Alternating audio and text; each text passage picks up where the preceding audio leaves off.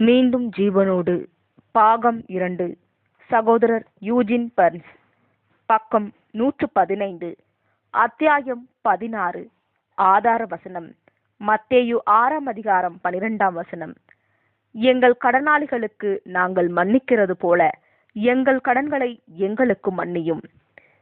மறுநாள் காலையில் ஆரோன் குடும்பத்தினர் தொழிற்சாலையை பார்வையிட சென்றனர். புதிய உலகில் இருந்த தொழிற்சாலை அரியலையும் அண்ணாவையும் மிகவும் கவர்ந்தது. வீடுகளை கட்டுவதற்கு தேவையான பொருட்களை தயாரிக்கும் செயல்முறையானது மிகவும் எளிமையானதாகவும் குறைந்தபட்ச உழைப்பில் அதிகபட்ச உற்பத்தி திறனை கொடுப்பதாகவும் இருப்பதைக் கண்டு அவர்கள் பிரமித்தார்கள். புதிய பூமியின் ஒவ்வொரு பகுதியினையும் கண்டு அவர்கள் அகமகிழ்வதை பார்த்து லெவ் சிரித்தான். அன்றைய நாளின் காலை வேளையின் முதல் வழிபாட்டு ஆராதனையை குறித்து அரியலால் வியப்படையாமல் இருக்க முடியவில்லை. அருமையான பாடல்களுடன் சரியான வழியில் ஒவ்வொரு நாளையும் துவங்குவதற்கான மிக சிறந்த முறை இதுவே என்று அவர் வியப்போடு கூறினார். ஆண்கள் தங்களது கருத்துக்களை எளிதாக பகிர்ந்து கொள்வதைப் போலவே பெண்களும் தங்களது கருத்துக்களை பகிர்ந்து கொள்ள முடிந்தது. ஒருவருக்கொருவர் தங்களது எண்ணங்களை பகிர்ந்து கொண்டு மற்றவர்களை உற்சாகப்படுத்துவதற்கு இந்த வழிபாட்டு ஆராதனை உதவியது. வழிபாட்டு சேவையை குறித்த அரியலின் பாராட்டுதல்கள் அண்ணாவும் இணைந்து கொண்டார். அண்ணாவின் முகம் சந்தோஷத்தினால் நிறைந்திருந்தது. அன்றைய ஆராதனையில் அரியலும் அண்ணாவும் புதிதாக உயிர்த்தெழுப்பப்பட்டிருந்த மற்றொரு நபரையும் அவருடைய குடும்பத்தினரையும் சந்தித்தார்கள். மேலும் ஒவ்வொரு தலைமுறையினரும் அடுத்து வரும் தலைமுறையினருக்காக ஏறெடுக்கும் பிரார்த்தனைகள் மற்றும் ஆயத்தங்கள் குறித்த காரியங்களை குறித்து அறிந்து கொண்டார்கள்.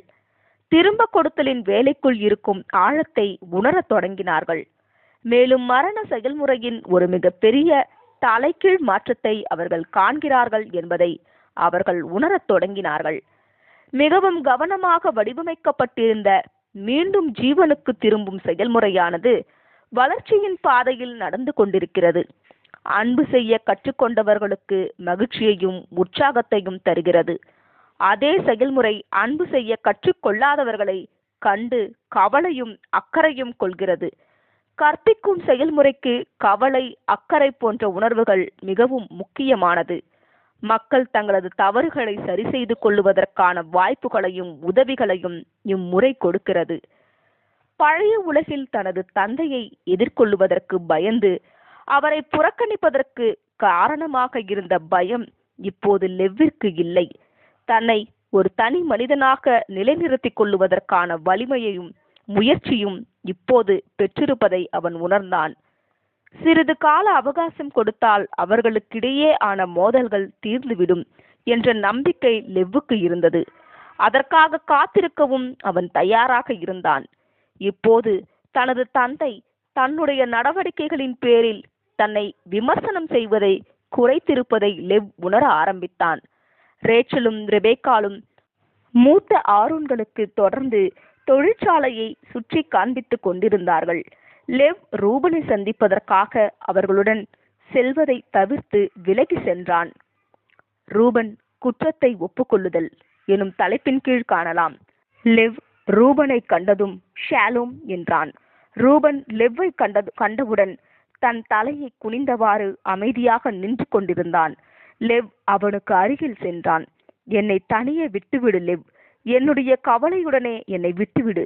இந்த கவலை எனக்கு தேவையான ஒன்றுதான், அதற்கு நான் தகுதியானவன்தான் என்றான். நீ ஏன் அப்படி சொல்கிறாய் ரூபன் என்று லெவ் கேட்டான். நான் பல தவறுகளை செய்துள்ளேன், அதனால் உண்டான பாரம் என்னை அழுத்துகிறது. இனிமேலும் இந்த சுமைகளை சுமக்கும் ஆற்றல் என்னிடத்தில் இல்லை. துக்கத்தை ஏற்றுக்கொள்ளுவதற்கு நான் தகுதியானவன்தான், இது எனக்கு தேவைதான் என்று ரூபன் தரையை பார்த்தவாறே மேலும் கூறினான். நாம் அனைவருமே தவறுகள் செய்துள்ளோம். நம்மையும் மற்றவர்களையும் காயப்படுத்தி இருக்கிறோம்.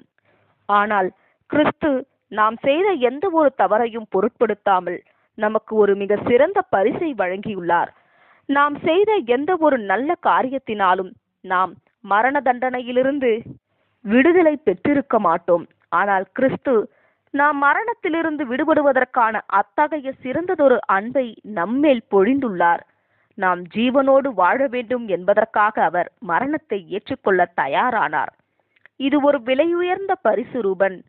யாருமே இதை பெற தகுதியானவர்கள் அல்ல. இது ஒரு அன்பளிப்பு. இந்த அன்பளிப்பை ஏற்றுக்கொள்வது மாத்திரமே நம்முடைய பங்காய் இருக்கிறது என்றான். உனக்கு தெரியாது லேவ், நான் என்ன செய்தேன் என்று உனக்கு தெரியாது என்று ரூபன் கூறினான். கிறிஸ்துவுக்கு தெரியும். அவரே உனக்கு ஜீவனை கொடுப்பதற்கு உன்னை தேர்ந்தெடுத்துள்ளார் என்று லிவ் பதிலளித்தான். அந்த வார்த்தைகள் ரூபனுக்கு தாக்கத்தை ஏற்படுத்தவே ரூபன் விரைவாக அண்ணாந்து மேலே பார்த்தான். அவன் கண்களில் கண்ணீர் நிறைந்திருந்தது. நான் இதற்கு முன்பு இதை குறித்து யாரிடமும் கூறியதில்லை லிவ். எனது மகனின் மரணத்திற்கு நான் தான் காரணம். நான், என் மனைவி, மகன் மற்றும் மகள் 4வரும் ஒரு சுற்றுலா பயணத்திற்கு சென்றிருந்தோம். என் மகன் கீழே தவறி விழுந்து இறந்ததாகவே தகவல் வெளியானது. ஆனால் உண்மை என்னவென்றால் நான் கோபத்தில் அவனை அடித்தேன். அதில் அவன் பின்னோக்கி நகர்ந்து ஒரு பாறையில் அவனது தலை மோதும்படியாக விழுந்து விட்டான். பின்னர் அந்த பாறை பள்ளத்தாக்கிலிருந்து உருண்டு கீழே விழுந்து மடிந்தான். என் மனைவிக்கு கூட இந்த உண்மை தெரியாது. இதை ஒப்புக்கொள்ள முடியாததால் நான் என்னை வெறுக்கிறேன், என்னால் முடியவில்லை என்று கூறியவாறு அழுதான். நீ செய்ததை ஏற்கனவே கிறிஸ்து அறிந்திருக்கிறார் ரூபன். அவர் உன்னை ஒரு புதிய வாழ்க்கைக்காக எழுப்பியுள்ளார். அவர் உனக்கு ஒரு புதிய தொடக்கத்தை கொடுத்திருக்கிறார் என்று லிவ் பதிலளித்தான். ரூபன் குறுக்கிட்டு பேசினான். எனது மகன் ஜோசப் உயிர்த்தெழுப்பப்படும் நாளை நான் தாமதப்படுத்தி இருக்கிறேன். நான் எப்படி அவனை எதிர்கொள்வேன்? அவனது தாயை எப்படி எதிர்கொள்ள முடியும்? அவனது மரணம் தற்செயலாக நடந்தது என்று நினைத்து என்னை தேற்றிய அனைவரையும் எவ்வாறு எதிர்கொள்வேன்? நான் ஒரு கொலைகாரன். நான் ஒரு வேஷக்காரன். என்னுடைய வலி இன்னும் என்னுடன் இருப்பதால் நான் ஜீவனுக்கு திரும்பிய போது நான் உயிர்த்தெழுந்ததற்காக வருந்தினேன் என்று அழுகையினூடே கூறினான். உன்னுடைய துக்கம் நீங்க ஒரு வழி இருக்கிறது ரூபன். நீ செய்த தவறை குறித்து நேர்மையாக இரு. கிறிஸ்துவிடம் மன்னிப்பு இருக்கிறது என்ற இந்த வார்த்தைகளை லிவ் கூறினான். ரூபன் கூறிய கொலைகாரன் மற்றும் வேஷக்காரன் என்ற வார்த்தைகள் லெவ்வினுடைய நினைவிற்கு வந்தபோது தன் வயிற்றில் ஓர் இறுக்கத்தை உணர்ந்தான். போர்க்களத்தில் அவனும் ஒருவருடைய உயிரை எடுத்திருந்தது அவனது நினைவுகளுக்கு திடீரென்று வரவே லெவ் தடுமாறினான். அந்த மரணத்தை ஒரு கொலை என்று கருத முடியாது. ஆனாலும் அவன் எடுத்த உயிரானது அவனது இருதயத்திற்கு ஒரு சுமையாகவே இருந்து கொண்டிருக்கிறது. இதை போன்ற போரின் நிகழ்வுகள் நம்முடைய அதிர்ஷ்டத்தை பொறுத்தே உள்ளது. மற்றவருடைய ஜீவனை நாம் எடுக்கும் வேளையில் நம்முடைய ஜீவனையும் ஒருவர் எடுக்கலாம். வாழ்க்கை விலைமதிப்பற்றது.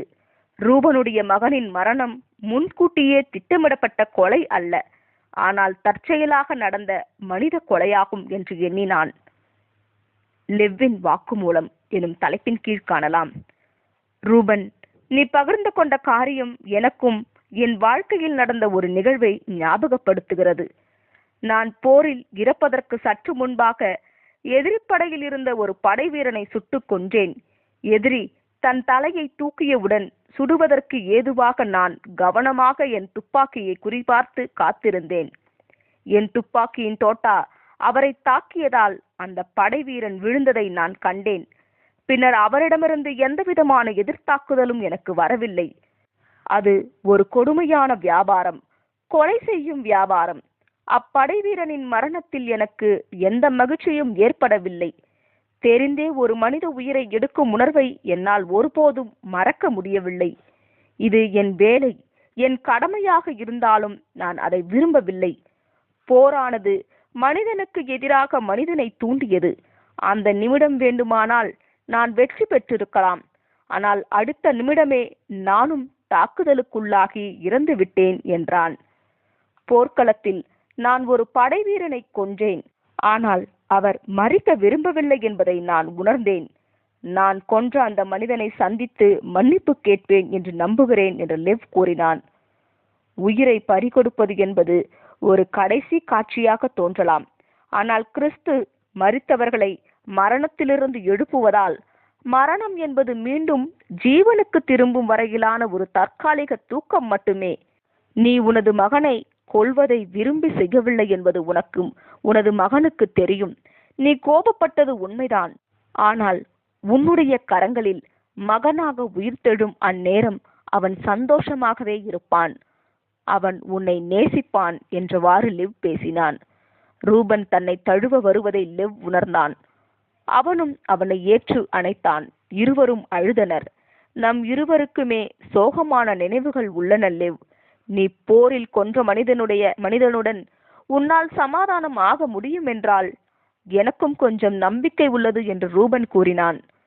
போர்க்களத்தில் எதிரியின் மேல் பரிதாபம் காட்டக்கூடாது என்று கற்பிக்கப்பட்டிருந்ததை அறிவேன். ஆனால் அந்த இரக்கமற்ற கொடூரமான கொலை வியாபாரத்தில் நான் ஈடுபட்டிருக்க கூடாது என்று இப்போது அடிக்கடி எண்ணுகிறேன் தெரியுமா என்று லிவ் கூறினான். அடுத்த கட்ட நடவடிக்கையாக நான் என்ன செய்ய வேண்டும் லிவ் என்று ரூபன் கேட்டான்.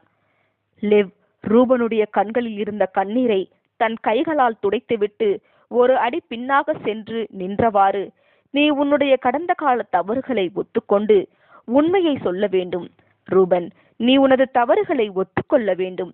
உனக்குள் குணமடைதல் துவங்குவதற்கு நீ அனுமதிக்க வேண்டும் என்று லிவ் கூறினான். முதன்முறையாக நம்பிக்கை இருப்பது போல் உணர்கிறேன் லிவ். உயர்நிலை பள்ளியில் படிக்கும் போது ஒரு முட்டாள் என்று நான் சித்தரித்த இளைஞனே இப்போது எனக்குள் இந்த மாற்றம் வருவதற்கு காரணமானவனாய் இருக்கிறான். மேலும் ரெபேக்காளுடனான எனது உறவினை பற்றி இனி உனக்கு எந்த குழப்பமும் வேண்டாம். அவற்றை துடைத்தொழித்து விட்டேன் என்றான். நாளை காலை உன் குடும்பத்தினருடன் ஆராதனைக்கு வருவாய்தானே? நான் உனக்கு இடம் பிடித்து வைக்கிறேன் ரூபன் என்று லிவ் கூறினான். இப்படியான ஆராதனைகளை நான் இவ்வளவு காலமாக தவிர்த்து விட்டிருந்தேன். என் வருகையினால் அப்புனித இடம் இருளாக மாறுவதாக நான் எண்ணுகிறேன் லிவ். உண்மை ஒரு நாள் வெளிவரும் என்று எனக்கு தெரியும். ஆனால் இது என் குடும்பத்தினர்களுக்கும் நண்பர்களுக்கும் கொண்டு வரும் வழியை என்னால் எதிர்கொள்ள முடியாது என்றான். நீ இவ்வழிகளுடன் இருப்பதை விட அதற்கான மாற்றத்தை தானே இப்போது செய்ய வேண்டும் என்று லிவ் கேட்டான். ரூபன் எவ்வளவு கோபக்காரனாகவும் துயரம் மிகுந்தவனாகவும் இருந்தான் என்பதை பற்றியும் அது அவனது மகள் மற்றும் மனைவி இருவர் மீதும் ஏற்படுத்திய தாக்கத்தை பற்றியும் லிவ் நினைத்து பார்த்தான். ரூபன் தன் தலையை மெதுவாக அசைத்தவாறு, ஆம், நான் உண்மையை ஒத்துக்கொள்ளத்தான் வேண்டும். இது என் உள்ளத்தையும் பாதிக்கிறது, கூடவே என் குடும்பத்தாரையும் பாதிக்கிறது என்றான். லிவ் தன் கையை ரூபனிடம் நீட்டியபடி, உனக்கு துணையாக நாளை நானும் உன்னுடன் வருகிறேன் என்றான். பின்பு அன்புடன் தங்களது கரங்களை குலுக்கிக் கொண்டனர். நட்பின் வெளிப்பாடு எனும் தலைப்பின் கீழ் காணலாம். மறுநாள் காலையில் ரூபன் தன் குடும்பத்தினருடன் ஆராதனைக்கு வந்தான். லிவ் அவர்களுக்காக ஒதுக்கிய இடங்களை கண்டு லிவ்விற்கு அருகே சென்று அமர்ந்தான். லிவ் ரூபனின் தோளில் கையை போட்டவாறு அவனை பார்த்து புன்னகைத்தான். உன்னால் இதை செய்ய முடியும் ரூபன், உன்னால் முடியும் என்று எனக்கு தெரியும் என்று லிவ் கூறினான். ரூபனுடைய சாட்சியே முதலாவதாக இருந்தது. சுற்றுலாவில் மரித்த தனது மகனின் மரணம் பற்றிய உண்மைகள், தன் மகனுக்கு தான் செய்த தவறை மறைப்பதற்கு எடுத்த முயற்சிகள் மற்றும் தனது இதயத்தின் துயரங்களை மறைக்க தான் எடுத்த முயற்சிகள் குறித்த உண்மையை சொன்னபோது ரூபனின் கண்களிலிருந்து கண்ணீர் வடிந்தது. நான் மரித்தோரிலிருந்து உயிர்த்தெழுப்பப்பட்ட போது பழைய உலகில் நான் செய்த தவறுகளினால் ஏற்பட்ட பாரமானது என்னுடைய தோள்களில் சுமையாக திரும்பி இருந்தது. நான் மீண்டும் ஜீவன் பெற்றதற்காக வருந்துகிறேன். எனது சொந்த துக்கத்தின் காரணமாக மற்றவர்களையும் காயப்படுத்தியதற்காக நான் வருந்துகிறேன். ஆனால் நான் இப்போது தேவனின் மன்னிப்பையும் கிறிஸ்து மற்றும் அபிஷேகம் பண்ணப்பட்டவர்களின் உதவியையும் நாடுகிறேன். நான் தேவனுக்கு எதிராக பாவம் செய்திருக்கிறேன். எனக்கு எதிராகவும் நான் பாவம் செய்திருக்கிறேன். என் மகனுக்கும் என் குடும்பத்தினருக்கும் நண்பர்களுக்கும் எதிராகவும் நான் பாவம் செய்திருக்கிறேன் என்றான். ரூபனின் மனைவி எழுந்து விரைவாக அவனுக்கு அருகே சென்று அவனை அணைத்த போது அவள் கண்களில் இருந்து கண்ணீர் வடிந்தது. பின்னர் அவர்களின் செல்ல மகளும் அவர்கள் இருவரிடமும் ஓடினாள். அப்பா, அப்பா, என் பக்கத்தில் வந்து உட்காருங்கள், வாங்க என்று அழைத்தாள். ரூபன் அவளது சின்னஞ்சிறு மேனியை வாரி எடுத்து தனது மார்போடு அணைத்துக் கொண்டான். அப்பா, இதுவரையில் மோசமானவனாக இருந்தேன். ஆனால் இனி நான் வித்தியாசமானவனாக இருப்பேன். நீ வேண்டுமானால் பார் செல்லம் என்று அவனும் அவனது மனைவியும் தங்கள் இருக்கைகளுக்கு திரும்பி செல்லும்போது அவன் மென்மையான குரலில் பேசினான். லெவ் உடனடியாக எழுந்து ரூபனுக்கு அருகே நின்றவாறு அடுத்ததாக தனது சாட்சியை கூறத் தொடங்கினான். நான் அளிக்கவிருக்கும் சாட்சியத்திற்கு எனது நண்பர் ரூபனுக்கு நான் நன்றி தெரிவிக்க வேண்டும் என்று கூறியவாறு மரியாதையை தெரிவிக்கும் விதமாக லெவ் ரூபனின் தோள்களில் தன் கைகளை வைத்தான். குற்ற உணர்வை தவிர்ப்பதில் நான் மிக சிறந்தவன். நேற்று ரூபன் என்னிடம் தனது குற்றங்களை ஒப்புக்கொள்ளும் போதுதான் எனது புதிய வாழ்க்கையில் இதுவரையிலும் நான் வெளிப்படையாக கையாளாத என் கடந்த கால நிகழ்வு ஒன்று இருப்பதை உணர்ந்தேன் என்று லெவ் கூறினான். பின்பு தான் ஒரு மனிதனுடைய உயிரை எடுத்த போர்க்களத்தின் காட்சிகளை விவரித்தான். எதிரி படையின் சிப்பாய் மீது தனக்கிருந்த ஆத்திரத்தை பற்றிய உண்மையை பகிர்ந்து கொண்ட போது லெவ்வின் குரல் உணர்ச்சி பெருக்கினால் உடைந்தது. அவருடைய பெயர் எனக்கு தெரியவில்லை. ஏன், அவருடைய முகத்தை கூட நான் நேரில் பார்த்ததில்லை. அவர் யாரோ ஒருவருடைய மகனாகவோ தந்தையாகவோ கணவனாகவோ இருந்திருக்க கூடும். அவர் யார் என்றே எனக்கு தெரியாது. நான் அவரை கொன்றதற்கு காரணம் ஒருவேளை என் மனைவி அன்யாவை கொன்றவர்களின் மீது நான் அடக்கி வைத்திருந்த கோபமாக கூட இருக்கலாம். அல்லது எனக்கு கற்பிக்கப்பட்டபடி கொலை தொழிலில் பண்ணப்பட்ட ஒருவர் போரின் உக்கிரத்தில் என்ன செய்ய வேண்டுமோ அதை செய்திருக்கலாம். ஒரு கொலையாளி செய்வதை போன்று செய்தேன். உண்மையாகவே இதற்கான காரணம் எனக்கு தெரியவில்லை என்று லெவ் கூறினான். லெவ் தனது வாழ்க்கையில் தேவனின் கிருபைகளை பெற்றிருப்பதிலும் தன் குடும்பத்தாரை திரும்ப பெற்றிருப்பதிலும் வெளிப்படும் கர்த்தரின் இரக்கத்தை பற்றியும் தொடர்ந்து பகிர்ந்து கொண்டான். அதனால் நான் இங்கே இருக்கிறேன். நான் உங்களுக்கு முன்பாகவும் மற்றும் தேவனுக்கு முன்பாகவும் நின்று இத்தனை நாட்கள் ஒப்புக்கொள்ள நான் பயந்திருந்த காரியங்களை ஒத்துக்கொள்கிறேன். மேலும் முன்பு என் இருதயத்தை ஆட்கொண்டிருந்த விரோதத்தை அன்பினால் நிரப்புவதற்கும் நான் விரும்புகிறேன் என்றான். இந்த வழிபாட்டு ஆராதனையானது பல சாட்சியங்களுடனும் மற்றும் வேத வசனங்களின் புரிந்து கொள்ளுதலில் உள்ள சவால்கள் குறித்த ஒரு குறுகிய ஆய்வோடும் முடிந்தது. வழிபாட்டின் முடிவில் ரூபனும் லெவ்வும் ஒருவரையொருவர் தழுவிக் கொண்டனர். பின்னர் இருவரும் சக வழிபாட்டாளர்களால் சூழப்பட்டனர். ஒவ்வொருவரும் அவர்களுடைய அனுபவங்களையோ அல்லது ஆறுதலான வார்த்தைகளையோ பகிர்ந்து கொண்டார்கள். தனது தந்தை ரூபனை அவரது பக்கமாக அழைப்பதை லெவ் கவனித்தான்.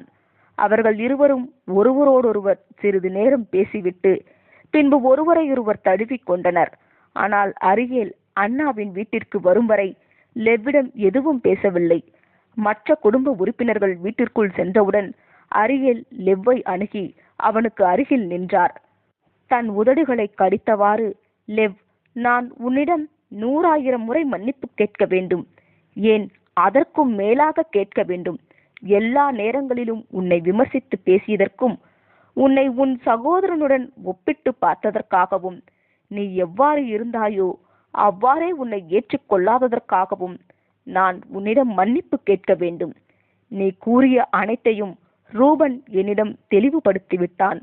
அவன்தான் நீ செய்ததை போல காட்டியிருக்கிறான். நான் உன்னை நம்ப மறுத்துவிட்டேன். அரியேல் தனது கரங்களை தனது மகனின் தோளை சுற்றி போட்டார். லெவ் இப்போது நினைத்து பார்த்தால் எனக்கு வெட்கமாக இருக்கிறது. எனது இளவயதில் நானும் உன்னை போலத்தான் இருந்தேன். எப்போதும் அவசரப்படுபவனாக, ஆராதனைகளில் அவ்வளவாக ஆர்வம் இல்லாதவனாகவே இருந்தேன். நான் எனது போதகரின் ஜெப சால்வையை எடுத்து ஒளித்து வைத்து விட்டேன். அதை நான் சொந்தமாக்கிக் கொள்ளும் நோக்கத்தோடு எடுக்கவில்லை. அதை அவரிடம் திருப்பி கொடுத்து விட்டேன். அந்த சால்வையை நான் தான் எடுத்தேன் என்பது அங்கிருந்த அனைவருக்கும் தெரியும். மேலும் நான் எனது குடும்பத்தினருக்கு சங்கடத்தை ஏற்படுத்தியவனாகவே இருந்தேன். உன்னை குடும்பத்தை இழிவுபடுத்தினவன் என்று அழைக்கும் போதெல்லாம் நான் என்னை நினைத்தும் வெட்கப்பட்டேன். நான் உன்மேல் வைக்க வேண்டிய நம்பிக்கையை வைக்காமல் விட்டுவிட்டேன். என்னுடைய நம்பிக்கைக்கும் உண்மைக்கும் பாத்திரவானாக நீ இருந்த போதிலும் நான் உன்னை நம்பாமல் விட்டுவிட்டது மிக பெரிய தவறுதான். நான் உன்னிடம் தோற்றுவிட்டேன் மகனே, நான் உன்னிடம் தோற்றுவிட்டேன் என்றார். அரியேல் வீட்டிற்குள்ளாக நடக்கத் தொடங்கினார். அவரது கரம் இன்னும் லெவ்வை சுற்றி இருந்தது. ஆனால் மகனே, நான் இப்போது உன்னை கர்த்தரை தேடுகிறவனாக, மற்றவர்களுக்கு உதவி செய்வதை விரும்பும் மனிதனாக, தான் நினைப்பதை சொல்வதற்கு பயப்படாத தைரியமுள்ளவனாக, இருதயத்தில் இருப்பதை செய்வதற்கு துணிந்த ஒரு மனிதனாக காண்கிறேன் லெவ். நான் உன்னை நேசிக்கிறேன் என்றார். அருகில் நின்று தன் மகனை கட்டி அணைத்தார். பின்னர் இருவரும் ஒரு புதிய தொடக்கத்தை அமைத்துக் கொள்ளும் ஆர்வத்துடன் அமைதியாக பேசிக்கொண்டே அருகருகே நடந்தார்கள். பரஸ்பர அன்பும் மரியாதையும் ஒரு அன்பான உறவை உருவாக்கும். ஆமேன். இதனைத் தொடர்ந்து வரும் 17வது அத்தியாயத்தினை அடுத்த பாகத்தில் காணலாம். ஆமேன்.